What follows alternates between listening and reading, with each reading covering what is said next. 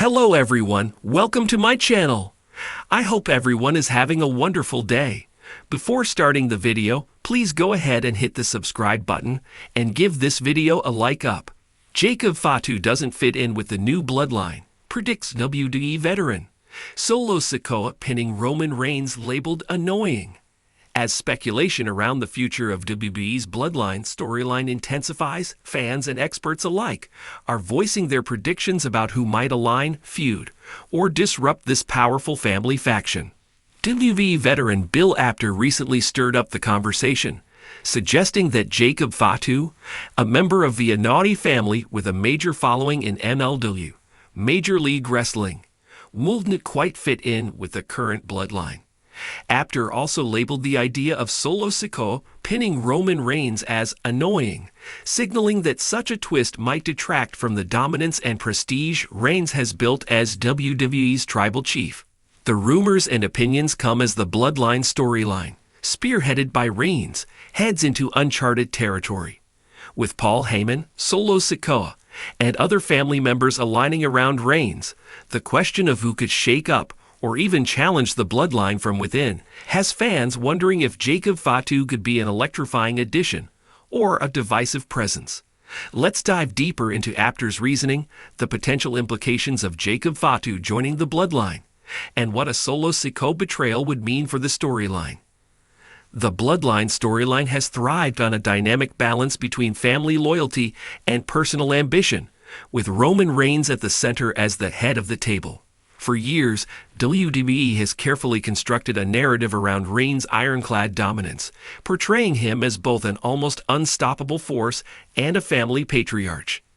The tension between his authority and the autonomy of his family members has created captivating moments, from Jey Uso's rebellion at Hell in a Cell to Jimmy Uso's reluctant alliance.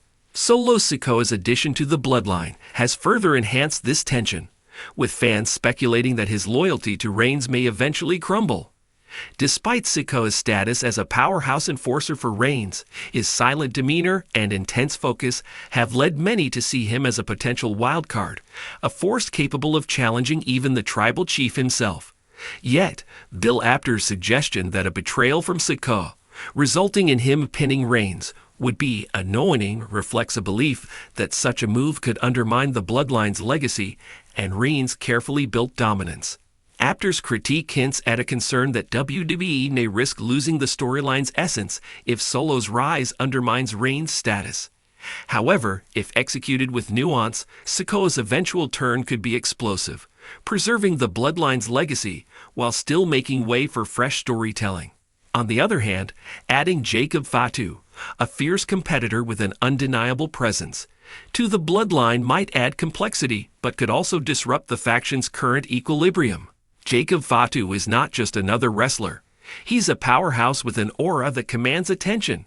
Known for his brutal wrestling style and fearsome personality, Fatu has made a name for himself outside WWE in Major League Wrestling, MLW, where he held the MLW World Heavyweight Championship for over 2 years. His reputation as a tenacious, high-impact performer has led many to speculate about how he would fare in WWE, especially within the bloodline. Yet, Apter's prediction that Fatu wouldn't fit in the bloodline comes from a deep understanding of the dynamics at play. The bloodline is not merely a collection of Samoan wrestlers. It's a unit with carefully orchestrated roles, a hierarchy, and a family bond rooted in loyalty to Reigns. Each member of the bloodline operates within the framework of Reigns' authority, with Reigns positioned as the unequivocal leader. Fatu, on the other hand, has long been presented as a lone wolf, a fierce individual who thrives on his autonomy and fights with unrestrained ferocity. His energy is raw, chaotic, and untamed, whereas the bloodline thrives on calculated dominance and unity. Apter's hesitation about Fatu joining the bloodline might also reflect the difficulty of fitting such a dominant and independent character into a faction that relies on cohesion and deference to Reigns. Fatu's rebellious spirit could clash with the bloodline structure, where Reigns' commands are law. WWE would need to tread carefully to avoid diluting Fatu's individuality, while also preserving the core identity of the bloodline, a task that could prove challenging even for seasoned WWE creatives. While Apter suggests that Fatu might not seamlessly fit into the Bloodline as a member, a possible solution could be positioning him as an external challenger rather than an ally. Fatu could arrive in WWE with a mission to challenge Reigns' authority over the family. Perhaps Fatu, with his fierce sense of independence, sees himself as a more authentic representation of their Samoan heritage, a true king compared to Reigns' self-appointed status as tribal chief. This angle could open the door to explosive conflicts, with Fatu and Reigns battling over the Anoa'i legacy in a rivalry that extends beyond titles to personal pride. This storyline would allow WWE to keep Fatu's character intact while creating a compelling rivalry within the family. Reigns has faced opposition from his cousins before, but Fatu's sheer intensity and lack of prior WWE history would bring a fresh element to such a feud. It would also add emotional depth, as Reigns would face not just a challenger to his title, but a family member who fundamentally rejects his leadership. A Fatu versus Bloodline angle would also create opportunities for other members of the family, like Solo Sikoa and the Usos, to take sides, adding layers of tension to the faction's already intricate dynamics. Solo, in particular, could find himself torn between supporting his dominant cousin or aligning with Fatu's rebellious spirit. Such a storyline could allow Sikoa's character to evolve, deepening his role in WWE without needing to pin Reigns outright, a move Apter feels would be unwise. Solo Sikoa's potential betrayal of Roman Reigns is one of the most speculated moves in WWE, but Apter's view that it would be annoying underscores the risks of such a plot. Reigns has held the WWE Universal Championship for over 3 years, a run that's one of the longest in WWE's modern era. For Sikoa to pin Reigns, it would need to feel monumental and earned.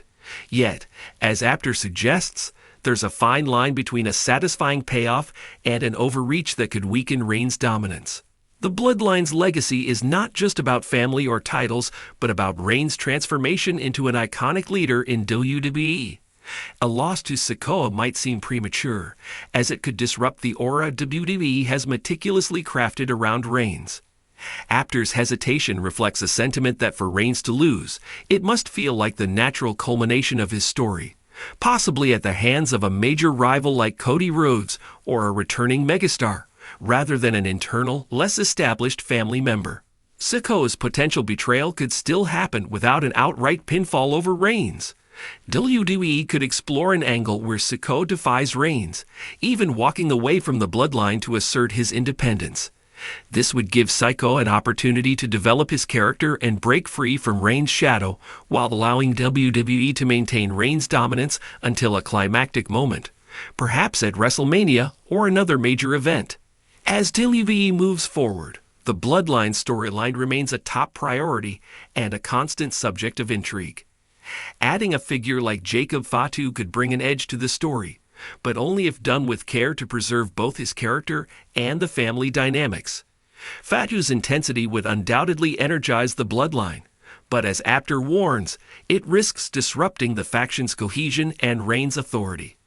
WWE would need to craft Fatu's involvement thoughtfully to avoid compromising either side's identity.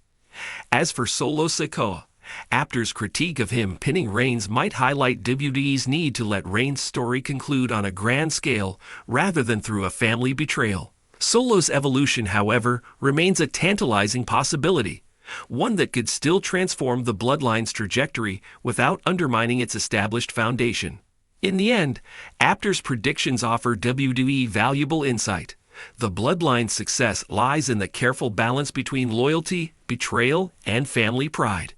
Whether Fatu eventually challenges or joins the Bloodline, and whether Sikoa becomes an ally or rival to Reigns, the story's heart remains the same, a powerful family saga rooted in wrestling's most iconic dynasty.